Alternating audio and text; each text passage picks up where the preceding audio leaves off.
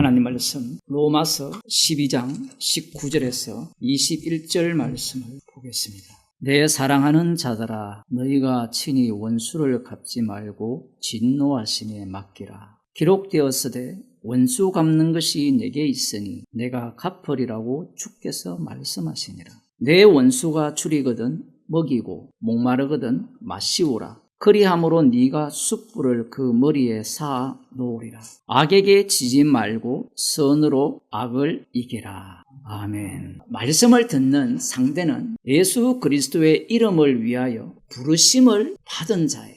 말씀이라는 것은 원래 자기 백성에게만 주시는 말씀이죠. 너희가 친히 원수를 갚지 말고 진노하심에 맡기라 라고 말씀을 하신다는 것은 은혜로 택하심을 입었고 남은 자임에도 불구하고 본인이 원수를 갚으려고 하죠. 그런데 여기에서 문제가 뭐냐면 원수가 누구냐라는 거예요.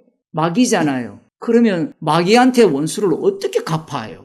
원수 관계가 언제 처음 등장을 하느냐라고 할 때는 뱀의 유혹을 받아 선악과를 먹은 이후에 원수 관계가 형성이 되는데, 자, 여기에서 여자는 누구고 뱀은 누구며 여자의 후손은 누구며 뱀의 후손은 누구냐라는 거예요. 나는 여자의 후손입니까? 뱀의 후손입니까? 사람들은 말씀을 자꾸 그렇게 해석을 해요.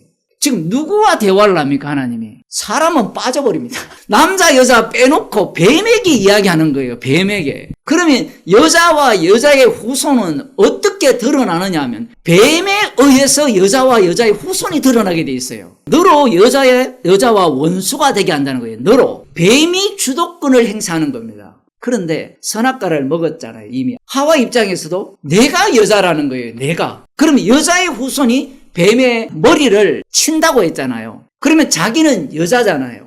그럼 여자의 후손은 단수거든요. 남성 단수로 되어 있어요. 그러면 여자의 후손이 뱀의 머리를 칠 거니까 나와 나의 자녀가 뱀의 원수라고 이들은 규정을 하는 겁니다. 아담과 여자가. 그래서 아들을 낳았을 때 가인이라고 하죠. 내가 여호와로 말미암아 덩남게 되었다라는 겁니다. 종국적으로는 이 여자의 후손, 내 아들이 뱀을 칠 것이라고 생각을 한 거예요. 그런데 하나님께서 딜레이를 시켰습니다. 그러면서 아들을 하나 더 주셨어요. 단수가 돼야 되는데 복수가 되니까 혼란이 올 거 아닙니까? 아담과 여자의 모습을 보게 되면 말씀을 철석같이 믿었다라는 걸 볼 수 있어요. 원래 철석같이 믿다가 안 되면 분노 게이지가 올라가잖아요. 우리의 입장에서 누가 하나님의 원수로 지금 만들어지게 됐습니까? 아직 안 드러났어요. 그런데 누가 뱀의 편에 있어요? 아담과 여자가 뱀의 편에 있는 거예요. 하나님이 얼마나 이 선악과를 먹은 자들의 죄를 치밀하게 치고 들어오는지를 보셔야 돼요. 그 다음을 보게 되면 하나님께서 가인과 그 제물은 안 받고 아벨과 그 제물은 받았어요. 그러면 뱀의 머리를 칠 여자의 후손이라면 둘 중에 누가 살아남아야 되죠? 살아난 자가 여자의 후손일 거 아니에요. 논리에 의하면. 그런데 가인이 아벨을 죽여버립니다. 가인이 누가 보더라도 하나님의 말씀에 불순종했죠. 그렇다면 가인은 누구의 후손이 되죠? 뱀의 후손이 되는 거예요. 그러면 여자의 후손은 죽었어요. 죽었다는 것은 없다라는 겁니다. 하나님께서 가인과 그 제물을 안 받고 아벨과 그 제물을 받으심으로 말미암아 가인이 자신의 원수가 만들어졌어요. 원수가 누가 됩니까? 아벨이 된 거예요. 가인이 원수로 여겨서 아벨을 죽이니까 그 아벨 쪽의 원수가 가인으로 드러나게 되는 겁니다.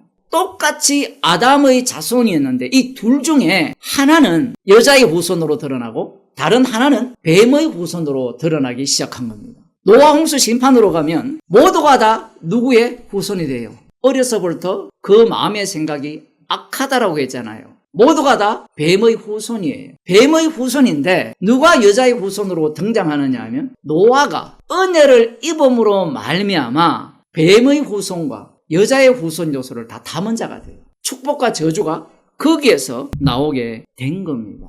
이제 출애굽기로 넘어가게 되면 그 원수가 누구냐 하면 바로의 군대. 이스라엘이 하나님의 장자잖아요. 하나님의 아들이잖아요. 그러면 이스라엘의 원수가 되는 겁니다. 이것은 어떻게 연결되느냐 하면 이후에 이스라엘 백성들이 약속의 땅으로 들어가게 되는데 그 땅에 사는 자들이 이스라엘 백성들의 원수가 돼요. 이제 원수의 종류가 둘이라고 했죠. 이스라엘의 대적이 원수고 이스라엘 안에서 율법 위반자를 통한 그 원수 발생이죠. 그런데 이스라엘의 대적에 대한 원수는 진멸이거든요. 그런데 이스라엘 내부에 있어서의 원수는 어떻게 합니까? 갚지 말라라고 하죠. 원수 갚는 것은 죽게 있어요. 그런데 여기에서 또 다른 원수가 만들어집니다. 또 다른 원수가 무엇이냐면 레위기 26장 25절이에요. 언약 배반한 이스라엘이 하나님의 원수가 돼요. 그러면 원수가 몇 종류예요? 이 내용들이 있는 이유가 뭐냐면 죄의 깊이를 드러내는 방식이에요. 그러면 이스라엘이 뭐가 되죠? 여자의 후손이었다가 뱀의 후손이었다가 그러면 오늘날 똑똑한 사람들은 이 말씀을 보면서 어디에 장단을 맞추겠어요? 성경 해석은 못합니다. 왜? 성경 말씀은 예수 그리스도에 증거하기 때문에 해석이 안 돼요. 사무엘하 12장 14절을 봅시다. 다윗이 우리아의 아내를 범한 이후에 바세바가 임신을 했잖아요. 율법을 위반했거든요. 그런 상황에서 이제 선지자 나단이 찾아와서 당신이 바로 그러한 악한 자입니다 라고 할 때 이제 그 다윗이 자기의 죄를 회개하는데 여기에 보면 여호와의 원수가 나옵니다. 그럼 여호와의 원수는 누구냐라고 우리가 이야기를 할 때 마귀일 수 있고 또 한쪽은 이방 나라일 수도 있는데 다윗이 율법을 위반했거든요. 이 아이가 죽을 거라고 말씀합니다. 회방거리를 없애는 방법이 무엇이냐면 아이의 죽음이에요. 이렇게 되어지면 누가 누구를 해방할까요? 이전에 다윗 왕이 사울 왕으로부터 엄청난 핍박과 공격을 받았거든요. 다윗의 원수가 누구냐면 주변의 나라들 뿐만 아니고 사울 왕, 다윗의 아들들 그들이 모두가 다 다윗의 대적이 돼요. 그리고 여호와의 원수를 이야기를 할 때 다윗의 원수가 여호와의 원수가 돼요. 예수 그리스도께로 와버리면 예수 그리스도의 피로 의롭게 된 거예요. 이 원수는 그것을 모르죠. 그래서 이 여호와의 원수들은 다윗 왕에게 시비를 거는데 어떻게 시비를 겁니까? 율법대로 안 살았는데 그런 게 어딨어? 당신은 왕 자격이 없어. 이런 논리를 갖고 오는 거예요. 누가 보더라도 다윗은 옳지 않는 거예요. 그러면 우리는 이 시편을 보면서 다윗이 원수를 갚아달라고 기도하잖아요. 그러면 우리도 시편을 묵상할 때 주여 우리의 원수를 갚아달라고 기도하면 될까요? 안 될까요? 그렇게 기도한 자들이 누군가 하면 바리새인과 서기관입니다. 그러니까 시편을 묵상한다는 것은 죽어야 된다는 이야기예요. 왜냐하면 시편의 완성이 예수님이기 때문에 자기가 주의 원수인데 그러한 말씀들이 시편에 기록되어 있는 겁니다. 그러니 이 대적들이 원수였다가 이스라엘 내부에서 원수였다가 이스라엘이 원수였다가 그 다음 다윗의 대적들이 원수였다가 다윗도 원수였고 여기에서 우리가 골라 잡을 수 있는 게 없어요.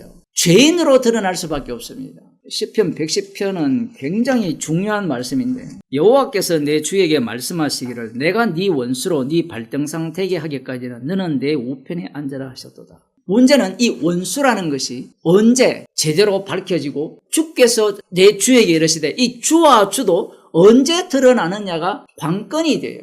예수님이 주님이고 그 예수님의 아버지가 주잖아요. 그러면 그 아버지 주께서 예수님이 주 대신 예수님께 이르시되 너는 내 우편에 앉아 있으라. 우편의 자리는 주의 자리예요. 심판주의 자리에 앉아 있으라는 이 말씀을 지금 시편 110편에서 말씀하고 있는 겁니다. 누구를 또 하나님의 원수로 봅니까? 이스라엘을 심판한 그들을 하나님의 원수로 보는 거예요. 예수님 당시가 되면 그 천국은 철저하게 회개한 자와 열매 맺는 자들이 들어가는 천국이고 그렇지 않는 자들을 심판하는 천국입니다. 마태복음 5장 43절을 보겠습니다. 또 내 이웃을 사랑하고 내 원수를 미워하라 하였다는 것을 너희가 들었으나 나는 너희에게 이르노니 너희 원수를 사랑하며 너희를 핍박하는 자를 위하여 기도하라. 이렇게 나오거든요. 너희 원수를 사랑하고 너를 핍박하는 자, 이게 중요해요. 왜 핍박받습니까? 5장 12절에 보면 예수님 때문에 핍박을 받는 거예요.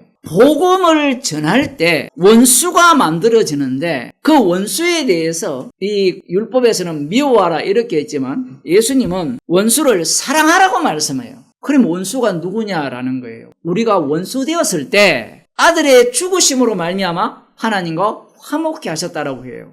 모든 인간들이 원수예요. 원수인데 놀랍게도 예수님은 자신의 피로 이 말씀이 이루어지는 현장을 만듭니다. 그들이 누구냐면 복음의 증인들이에요. 스데반 집사님이 복음을 전할 때 돌을 던졌잖아요. 거기에 대해서 미워합니까 안 합니까? 기도하죠. 지금 예수님께서 원수를 사랑하라고 하셨거든요.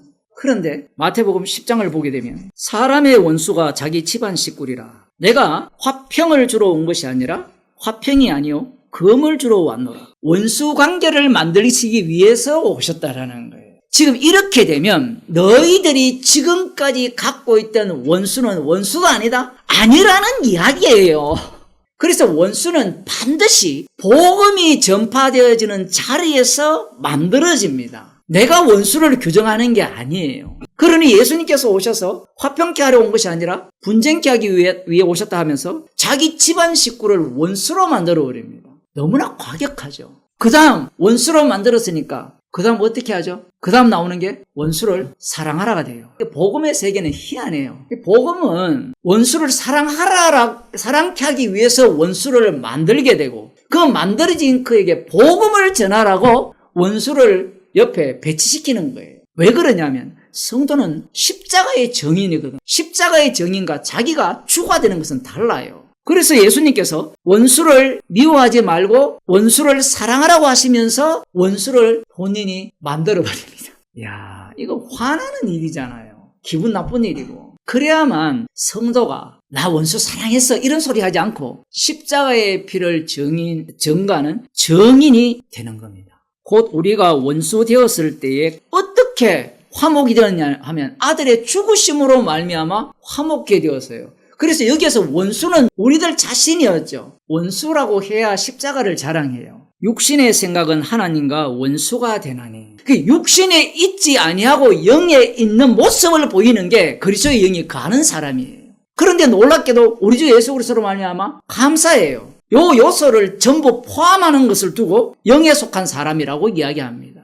내 사랑하는 자들아 너희가 친히 원수를 갚지 말고 진노하심에 맡기라 이렇게 말씀하거든요. 원수가 드러났을 때 복음을 전해야 되는데 사람들은 자기가 친히 원수를 갚으려고 해요. 교회가 그런 위치에 올라갈 수 있다라는 이야기예요. 교회라는 것이 권세를 부릴 위치까지 올라갈 수도 있어요. 문제가 뭐냐면 지금 복수는 여호와의 것이라고 아무리 이야기해도 인간들은 복수는 여호와의 것이고 그 다음 뭐라고 이야기하죠? 여호와의 편은 나는 여호와의 편이다. 그러니까 나의 원수는 여호와의 원수고 내가 하는 복수는 여호와의 복수다. 이런 논리를 펴는 겁니다. 그러면 성령 받았다라고 하는 택하심을 입었다고 하는 자들은 그런 마음이 없느냐? 있기 때문에 이 말씀을 하는 거예요. 구약이 있다는 것은 모든 인간의 마음속에 이러한 마음이 자리 잡고 있다는 거예요.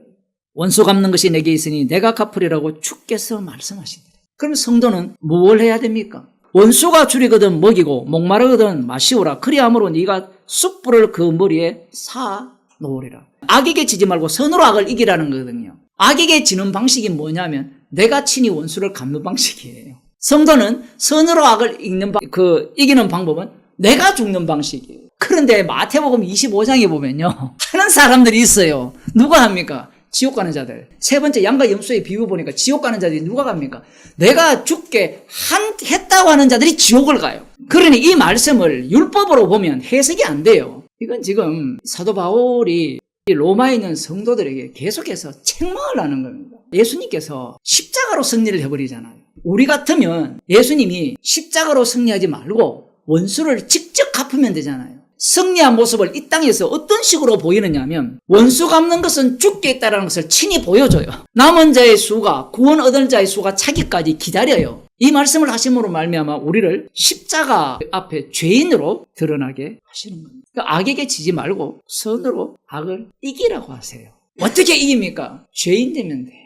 죄인 되면. 어떻게 죄인 됩니까? 어떻게 하더라도 죄인이 돼요. 성도는 선으로 악을 이겼으니까 이제 선이야. 그런 논리가 아니라 사도 바울처럼 계속해서 복음만 나와요. 복음에는 승리자는 십자가 지신 예수 그리스도 뿐입니다. 그래서 주님께서 우리를 어떤 위치로 돌려보냈냐면 십자가 앞에 죄인으로 돌려보내요. 우리의 그 육적인 요소들을 그대로 담고 있게 하셔서 그렇게 하시는 겁니다. 기도하겠습니다. 하나님 아버지, 원수가 마귀라고 하셨습니다. 마귀를 아비로 두고 있는 우리들을 십자가의 피로 주님의 자녀로 삼으셔서 그리스도의 영을 주셔서 십자가의 증인으로 삼아주심을 감사드립니다. 복음을 전하기에 주님의 원수가 계속해서 발생될 수밖에 없고 그러한 상황 속에서 우리를 십자가만 자랑할 수 있는 그러한 말씀 속으로 인도하심을 감사하는 주의 백성이 되게 하옵소서.